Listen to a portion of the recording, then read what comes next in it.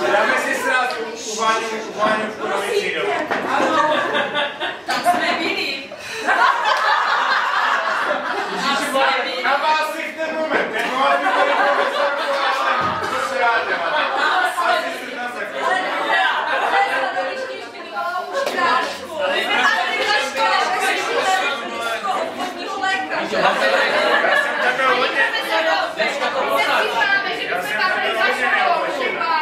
Tak ti kluci, ano, pojďme dál, nebo se nedostaneme.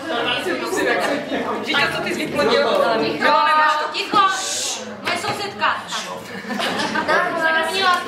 Tak já pracuji v ministerstvu zahraničních věcí. Teď jsme se v létě vrátili ze 4 roků z zahraničí, bydleli jsme 2,5 roku v New Yorku a rok v Ženevě, kde jsem pracovala v české mise u OSN. Jsem vdaná, děti nemáme. Děti Tož ne, oni diplomati nemají tak dobrou pověst jako misionáři, ale snažíme se. Lidská práva, pořád ten odbor, kde teď pracuji, tam vždycky jsou lidi, kteří tomu ještě pořád věří a děláme to kvůli tomu, takže ta práce mě velice baví. Ale doufám, že stihneme i rodinu snad někdy. Máš vizitku, prosím tě, tady. Tady Tam má biologické hodiny, nevím, Petro. Ale podívej se na Báru. Na to lidi odsávala.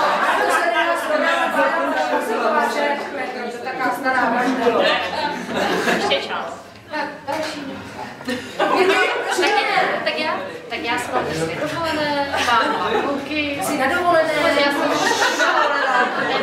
strovaná matka, A říkáš to dovolená. a říkám tomu dovolená. A zdůrazňuji to, že to je opravdu mateřská dovolená, odpočinu se, vyspím se, ráno se pospím. Jsi z jiné planety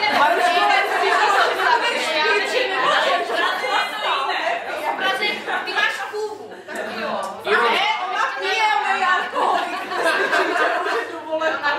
A když jsme u toho paní profesorkou těch hlášek, pamatujete si, jaká hláška byla na Marušku, když seděla s těma dlouhýma nohama v té první lavici? Máš rozkovej ty nohy.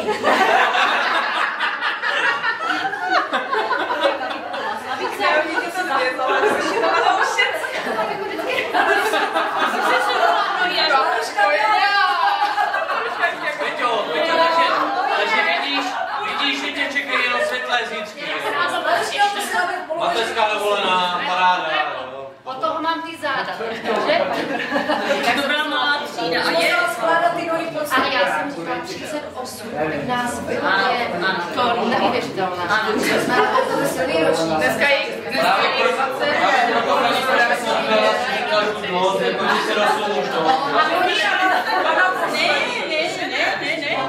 Ne, ale se bála, že by už nebyli lepší jak my. Myslíš jako předposlední od konce? Poslední Bčko? To, že by se mohlo stát?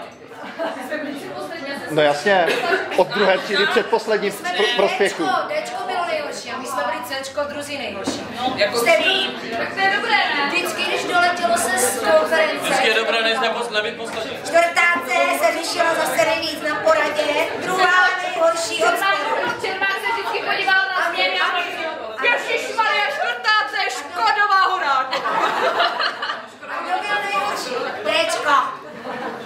Tak to se tady Oni udělali ještě čáru a vy hluboko ještě potom čáru.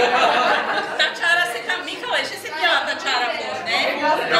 Je to zastupování. Ale já zase nemůžu říct, že mám 3 jako nahoře samozřejmě. Druhou od hora. Ty jsi jim to ještě nevysvětlil, co?